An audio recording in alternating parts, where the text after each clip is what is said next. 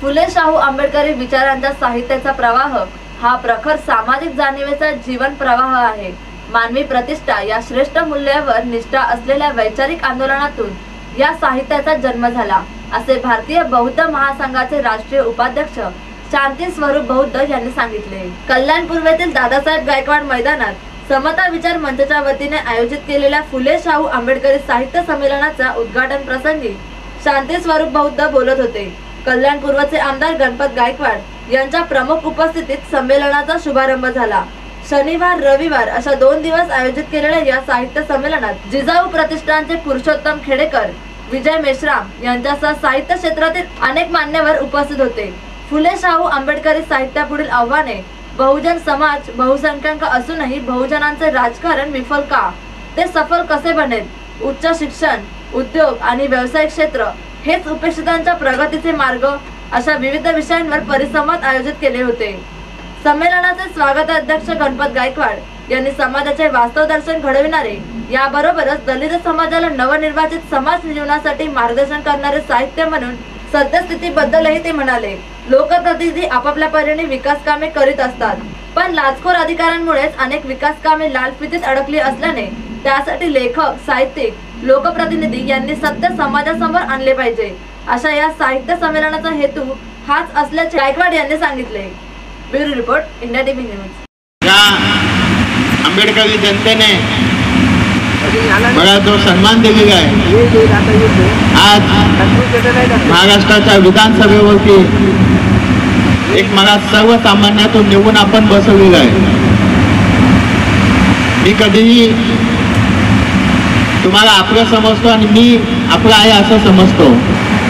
माझ्या आयुष्यामध्ये काय घडलं, मी एक पाव विकणारा माणूस होतो, नंतर रिक्षा चालवली आणि रिक्षा चालवल्याच्या नंतर रिक्षा मालक झालो आणि त्यानंतर मी केबल व्यवसायामध्ये आलो आणि त्या केबल व्यवसायामध्ये आपला सर्वांचा आशीर्वाद, आपला सर्वांचा हातभार मला लागला।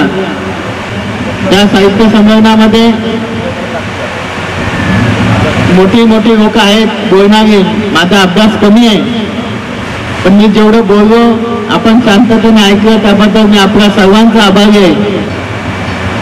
जो आयुक्त पदाचा अधिकारी ते अधिभार घेतलेला आयुक्त ठाण्यामध्ये त्याच कागदावरती सह्या करतो आणि कल्याणमध्ये त्या कागदावरती सह्या करण्यासाठी सांगतात का कोर्टाचे आदेश वेगळे आहेत, कोर्टाचे आदेश असल्या कारणाने आम्ही हा निधी वापरू शकत नाही, त्यांची कामं करतात आणि तोच अधिकारी कल्याणमध्ये येतोय, तो कल्याणमध्ये तो सांगतोय का हा कायद्यामध्ये बसत नाही। कधी कधी यांना शिव्या घालावं अशी परिस्थिती वाटते।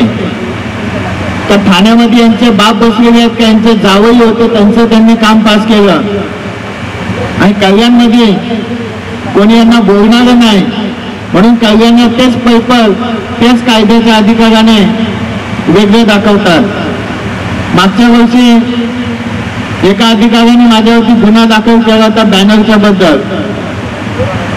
आपल्याला माहिती असेल, आपण इथे बघत असाल कितीतरी ठिकाणी बॅनर अनधिकृतपणे लागलेले असतात।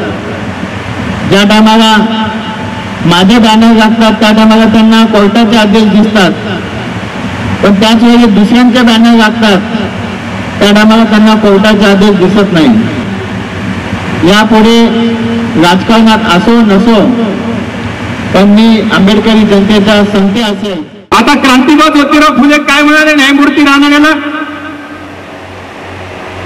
की तिथे येऊन मी काय करू, ज्या व्यासपीठावर बहुजनाची चर्चा होणारच नाही, ज्या विचार मंचावर अभिजनाची चर्चा होईल, ज्या विचार मंचावर अभिजनाची चर्चा होईल, अभिजनाचंच असणार जे काही साहित्याची मांडणी होईल आणि बहुजनाची मांडणी होणार नाही, अशा साहित्य संमेलनाला येऊन माझा काय फायदा आहे, नाकारलं।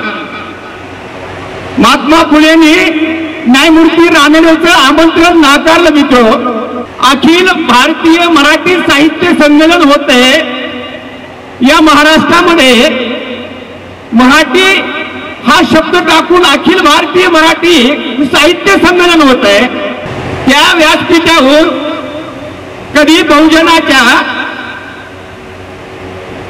जीवनमानाचं त्या ठिकाणचा असणारा त्यांच्या दैनंदिन असणाऱ्या कलाकृतीचं कुशल कारागिरीची चर्चा होती काय? परंतु आमच्या साहित्य संमेलनातून आम्ही 24 सप्टेंबर 1674चा भदंत विश्वपुरीला बोलून शाक्य पद्धतीनं छत्रपती शिवाजी महाराजांनी राज्याभिषेक केला हे का सांगत नाहीत? अरे 4 ग्रंथ लिहिले माझ्या संभाजीनं, त्यातला पहिला ग्रंथ बुद्धभूषण. नाता नाही आमचं. आम्ही शिवाजीचे आधी संभाजीचे नाव घेतो, राजकारण करतो. अरे कधी स्वीकारणार आहे त्यांना? सोशली कधी स्वीकारणार आहेत माझ्या संभाजीला शिवाजीला?